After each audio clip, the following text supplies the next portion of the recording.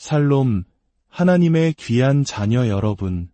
삶의 깊은 지혜를 탐구하는 이 시간에 오신 것을 환영합니다. 오늘 우리는 성경, 그 중에서도 잠언이 말하는 우리 내면의 세계, 즉 우리의 마음에 대한 이야기를 나누고자 합니다. 이 말씀이 여러분의 마음에 와 닿는다면 좋아요와 구독으로 저희의 사역에 힘을 실어주시고 이 말씀을 주변에 공유함으로써 하나님의 은혜를 전하는 통로가 되어주시길 바랍니다. 이 말씀을 듣는 모든 분들에게 주님의 평강이 함께하기를 기도합니다. 우리는 매주 잠언을 통해 지혜라는 주제를 살펴보고 있습니다. 성경에서 말하는 지혜란 단순히 착하고 도덕적인 것을 넘어 복잡한 인생의 문제들을 능숙하게 다룰 줄 아는 역량을 의미합니다. 예를 들어 가난한 한 가정을 돕고 싶다는 마음을 가졌다고 상상해 봅시다. 그 마음 자체는 참으로 선하고 아름다운 것입니다. 하지만 만약 당신이 가난은 전적으로 개인의 게으름 탓이라고 생각하는 단순한 보수주의자이거나 반대로 가난은 오직 불의한 사회 구조 때문이라고 믿는 단순한 진보주의자라면 어떻게 될까요?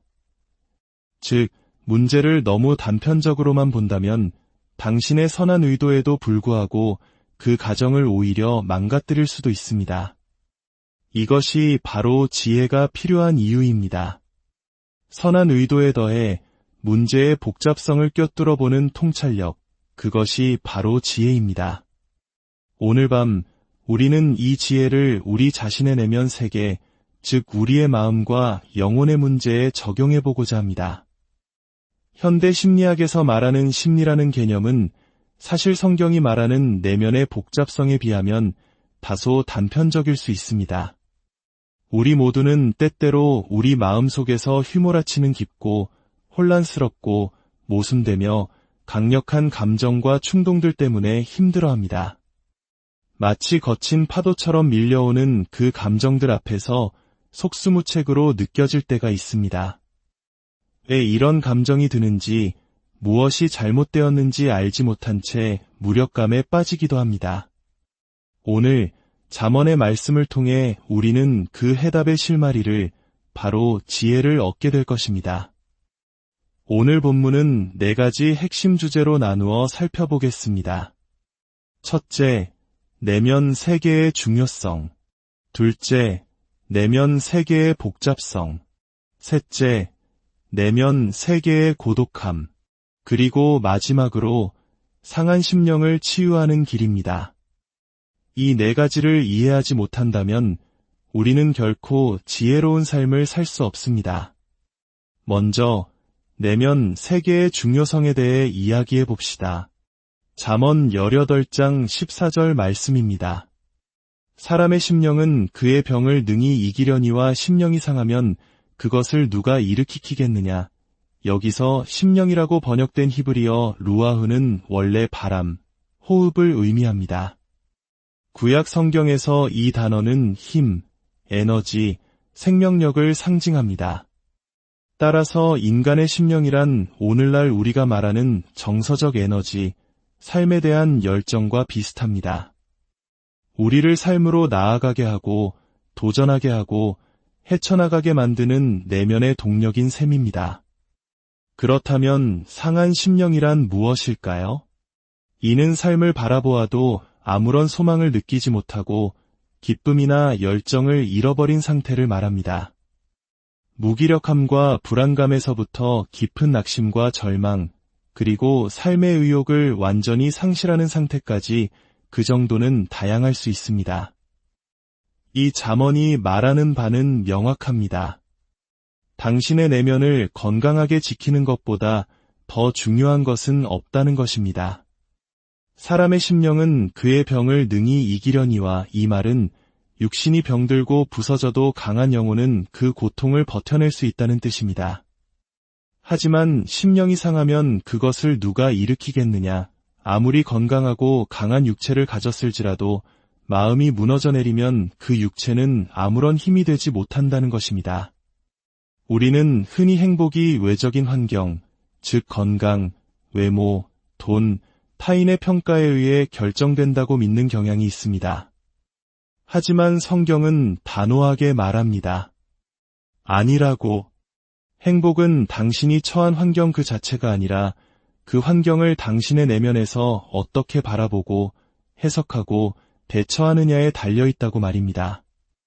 사도 바울이 교회를 위해 드렸던 기도를 보면 이 진리가 더욱 분명해집니다. 그가 편지를 썼던 초대 교회들은 극심한 박해와 고난 속에 있었습니다. 성도들이 감옥에 끌려가고 모든 것을 빼앗기는 끔찍한 상황이었습니다. 하지만 바울은 하나님께 그들을 보호해달라거나 고난을 없애달라고 기도하지 않았습니다. 에베소서 3장에서 그는 이렇게 기도합니다. 그의 영광의 풍성함을 따라 그의 성령으로 말미암아 너희 속사람을 능력으로 강건하게 하시오며 이것이 핵심입니다. 당신의 외부 환경이 모두 무너져 내린다 해도 당신의 영혼, 당신의 속사람이 강건하다면 당신은 세상 속으로 힘차게 나아갈 수 있습니다. 반대로 모든 외부 조건이 완벽하다 해도 당신의 마음이 무너져 있다면 당신은 세상 속에서 연약하게 쓰러질 수밖에 없습니다. 여러분, 이 진리를 믿으십니까? 여러분의 은행 계좌에 돈을 쌓는 것보다 여러분의 영혼에 하나님의 은혜를 쌓는 일에 훨씬 더 많은 관심을 기울이고 계십니까? 만약 그렇지 않다면 잠언은 우리를 어리석은 자라고 부릅니다. 두 번째로, 내면 세계의 복잡성에 대해 알아봅시다. 그렇다면 어떻게 해야 우리의 내면이 무너지지 않도록 지킬 수 있을까요? 무엇이 우리의 마음을 상하게 하고 감정을 통제 불능 상태로 만드는 걸까요? 성경의 대답은 이것입니다. 그것은 복잡하. 사실 성경이 제시하는 인간 내면에 대한 이해는 세상의 어떤 상담 이론이나 심리학 서적보다도 훨씬 더 미묘하고 다차원적이며 복잡합니다. 세상의 많은 해결책들은 모든 문제를 한두 가지 원인으로 환원시키는 경향이 있습니다. 하지만 성경은 우리 내면의 문제가 최소 5가지 측면에서 비롯될 수 있다고 말합니다. 첫째, 상한 심령에는 육체적인 측면이 있습니다. 잠언 14장 30절은 말합니다. 평온한 마음은 육신의 생명이나 시기는 뼈를 썩게 하느니라. 마음의 평온함이 육체의 건강으로 이어지듯 분노, 질투, 두려움과 같은 격한 감정은 육체를 병들게 합니다. 이는 반대로도 작용합니다. 즉, 육체의 연약함이 마음의 병으로 이어질 수 있다는 것입니다. 만성피로, 영양 불균형, 호르몬의 문제 등은 우리의 영혼을 깊은 무기력과 절망으로 몰아넣을 수 있습니다. 몸과 마음은 분리할 수 없이 연결되어 있습니다. 둘째, 감정적, 관계적 측면이 있습니다. 잠언 12장 25절입니다. 마음에 근심이 있으면 그것으로 번뇌하게 되나 선한 말은 그것을 즐겁게 하느니라. 때로 우리에게 필요한 것은 약이나 복잡한 분석이 아닙니다. 따뜻한 말 한마디, 사랑이 담긴 격려, 우리를 지지해주는 사람의 존재입니다. 우리는 관계 속에서 살아가는 존재이기 때문입니다. 한국 문화에서 정이라는 개념이 얼마나 중요한지 생각해 보십시오. 깊은 유대감과 사랑이 주는 위로는 그 어떤 것과도 바꿀 수 없는 치유의 힘을 가집니다. 셋째, 도덕적 측면, 즉 양심의 문제가 있습니다. 잠언 28장 1절은 말합니다. 악인은 쫓아오는 자가 없어도 도망하나 의인은 사자같이 담대하니라. 이것은 죄책감에 대한 놀랍도록 정확한 묘사입니다.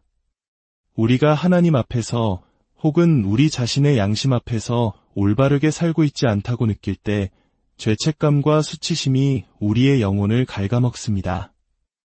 이 죄책감은 특정한 잘못에만 머무르지 않고 삶 전체로 퍼져나갑니다. 작은 비판에도 무너져 내리고 사소한 실수에도 자신이 완전한 실패자인 것처럼 느끼게 만듭니다. 넷째, 실존적 측면이 있습니다. 잠언 14장 13절의 말씀은 우리를 깊은 성찰로 이끕니다. 웃을 때에도 마음의 슬픔이 있고 즐거움의 끝에도 근심이 있느니라. 이 말씀은 일부 우울한 사람들에게만 해당되는 이야기가 아닙니다. 이것은 모든 인간의 보편적인 상태를 말합니다.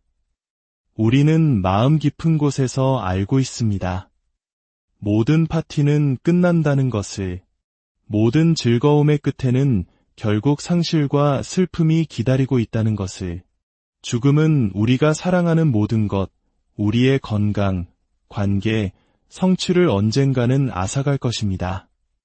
이러한 죽음과 삶의 유한함 앞에서 의미를 찾지 못한다면 우리의 웃음 밑바닥에는 항상 근원적인 슬픔, 즉 허무함이 자리 잡고 있을 것입니다. 이것은 철학적 문제입니다. 마지막 다섯째로 신앙적 측면이 있습니다. 잠언 15장 13절은 마음의 즐거움은 얼굴을 빛나게 하여도 마음의 근심은 심령을 상하게 하느니라 라고 말합니다. 여기서 마음은 단순히 감정을 뜻하는 것이 아니라 우리 존재의 중심, 즉 우리의 핵심적인 신뢰와 소망의 대상을 의미합니다. 우리는 모두 무언가에 우리 마음에 궁극적인 희망을 두고 살아갑니다. 그것이 성공이든 사랑이든 명예든 말입니다. 이것만 있으면 내 삶은 의미 있을 거야. 이것만 있으면 나는 괜찮은 사람이야 라고 믿는 그것이 바로 우리 마음의 우상입니다. 잠언 13장 12절은 소망이 더디 이루어지면 그것이 마음을 상하게 하거니와 소원이 이루어지는 것은 곧 생명나무니라 라고 말합니다. 만약 당신이 하나님이 아닌 다른 것에 당신의 궁극적인 소망을 두었다면 그것이 조금이라도 흔들리거나 위협받을 때 당신의 영혼은 뿌리째 흔들리고 상하게 될 것입니다. 연인과의 이별이 슬픔을 넘어 삶의 의미 자체를 앗아가는 것처럼 느껴진다면 그것은 사랑을 우상으로 삼았기 때문일 수 있습니다. 보십시오. 우리의 내면은 이렇게나 복잡합니다. 육체적, 감정적, 도덕적, 실존적, 신앙적 문제들이 서로 얽혀 있습니다.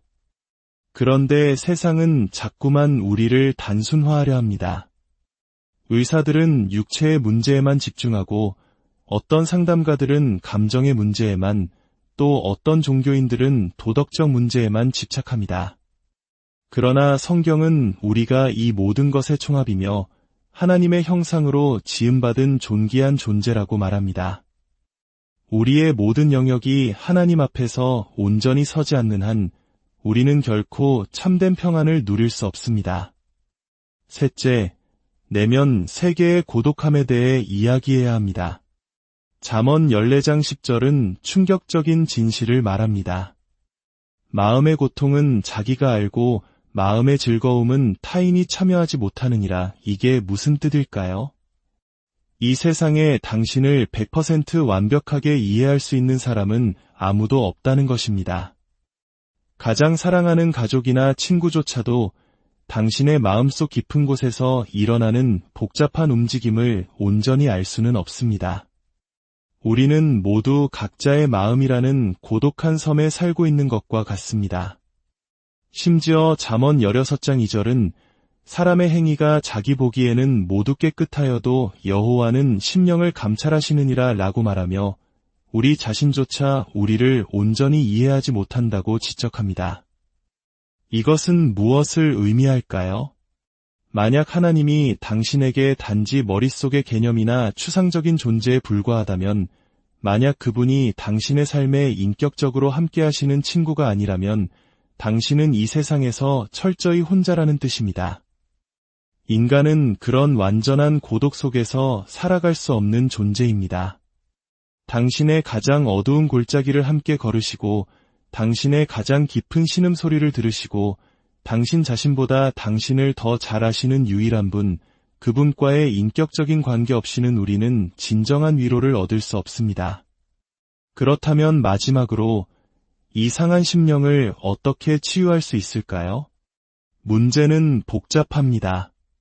우리는 외부로부터 오는 선한 말, 즉 사랑이 필요하지만 동시에 아무도 우리를 완전히 이해할 수 없다는 딜레마에 빠져 있습니다. 우리는 양심의 가책을 씻어내고 싶지만 수십 년의 상담으로도 떨쳐내지 못하는 죄책감에 시달립니다. 우리는 죽음의 공포를 이기고 싶고 잃어버릴 수밖에 없는 것들에 마음을 두는 것을 멈추고 싶지만 그럴 수가 없습니다. 해답은 바로 생명나무에 있습니다. 잠언에 3번이나 등장하는 이 생명나무는 창세기와 요한계시록을 잇는 중요한 상징입니다. 에덴 동산 중앙에 있던 생명나무는 영원한 생명뿐만 아니라 우리의 가장 깊은 갈망이 완전히 충족되는 상태, 즉 아름다움에 대한 갈망, 사랑에 대한 갈망, 성취에 대한 갈망이 상상할 수 없을 정도로 채워지는 충만한 삶을 상징합니다. 하지만 우리는 죄로 인해 이 생명나무를 잃어버렸습니다. 창세기는 불타는 칼이 생명나무로 가는 길을 막고 있다고 기록합니다. 그 이후로 인류는 우주적 향수병에 걸렸습니다. C.S. 루이스의 말처럼 우리는 이 세상에서는 결코 얻을 수 없는 무언가를 간절히 원하고 있습니다. 첫사랑에 빠졌을 때, 아름다운 풍경을 보았을 때, 새로운 지식에 흥분했을 때, 우리 안에서 솟아나는 그 갈망은 어떤 결혼이나 여행이나 학문으로도 완전히 채워질 수 없습니다. 우리는 우리가 기억하지만 한 번도 가져본 적 없는 것을 그리워하고 우리가 들어본 적 없는 노래를 갈망합니다. 우리가 진정으로 찾고 있는 것은 바로 잃어버린 생명나무이기 때문입니다. 그런데 신약 성경은 놀랍게도 예수님께서 나무에 달려 돌아가셨다고 반복해서 증언합니다. 이것은 단순한 표현이 아닙니다. 여기에는 심오한 신학적 의미가 담겨 있습니다. 에덴 동산에서 하나님은 첫 번째 아담에게 말씀하셨습니다. 선악을 알게 하는 나무의 열매를 먹지 말라. 순종하면 살 것이다. 그러나 그는 불순종했습니다. 수천 년 후 겟세마네 동산에서 하나님은 두 번째 아담이신 예수님께 말씀하셨습니다. 저 십자가라는 나무에 올라가라. 순종하라. 예수님은 순종하셨습니다. 하지만 그 결과는 달랐습니다. 첫 아담에게는 순종이 생명을 약속했지만 두 번째 아담에게 순종은 상함, 즉 죽음을 의미했습니다. 내가 순종하여 그 나무에 오르면 너는 완전히 으스러질 것이다. 예수님은 십자가 위에서 영적으로, 육체적으로 영원히 상함을 당하셨습니다. 시편 22편에서 예언된 것처럼 그의 마음은 밀랍같이 녹아내렸습니다. 그는 역사상 유일하게 하나님 아버지를 온전히 신뢰했던 분이었지만 바로 그 아버지로부터 버림받으셨습니다. 그의 심령은 무한히 상했습니다. 왜 그러셨을까요? 바로 우리를 위해서였습니다. 영국의 시인 조지 허버트는 이 진리를 이렇게 노래했습니다. 보라, 지나가는 모든 이들이여. 인간이 저 열매를 훔쳤기에 이제 내가 이 나무에 올라야만 하네. 모두를 위한 생명나무가 되기 위해 오직 나에게만은 죽음의 나무가 되는 이 나무에 그렇습니다. 십자가는 예수님에게는 죽음의 나무였지만 그분이 그 나무에 오르셨기 때문에 우리에게는 생명나무가 되었습니다. 이 복음의 진리가 여러분의 마음을 녹이게 하십시오. 여러분을 위해 행하신 그분의 사랑을 깊이 묵상하고 기뻐하십시오. 당신을 가장 깊은 곳까지 보시는 유일한 분이 하늘까지 닿는 사랑으로 당신을 사랑하신다는 진리를 당신의 감정에, 당신의 양심에, 당신의 실존적 불안에, 그리고 당신 마음의 가장 깊은 소망에 적용하십시오. 그럴 때 당신은 톨킨이 말했던 세상의 벽을 넘어서는 기쁨, 슬픔보다 더 애절한 기쁨을 맛보게 될 것입니다. 그것이 바로 생명나무의 맛보기입니다. 물론 이 모든 것을 혼자 해낼 수는 없습니다. 복음을 우리 존재의 모든 측면에 깊이 스며들게 하는 것은 오랜 시간이 걸리는 일이며 종종 다른 지체의 도움이 필요합니다. 친구가 필요하고 상담가가 필요하며 함께 신앙의 여정을 걸어갈 공동체가 필요합니다.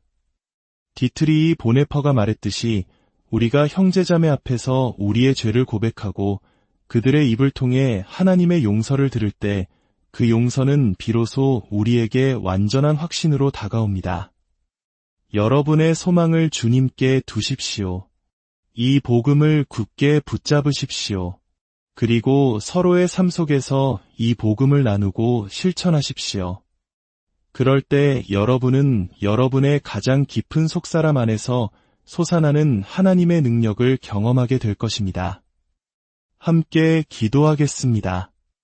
사랑의 하나님 아버지, 저희가 주님의 식탁에 나아갈 때 생명나무의 맛을 보게 하여 주시옵소서. 이 떡과 잔을 통해 저희의 믿음이 더욱 굳건해지고 상한 저희의 마음이 주님의 사랑으로 온전히 치유되게 하여 주옵소서. 저희를 먹이시고 기르시는 주님을 찬양합니다. 예수 그리스도의 이름으로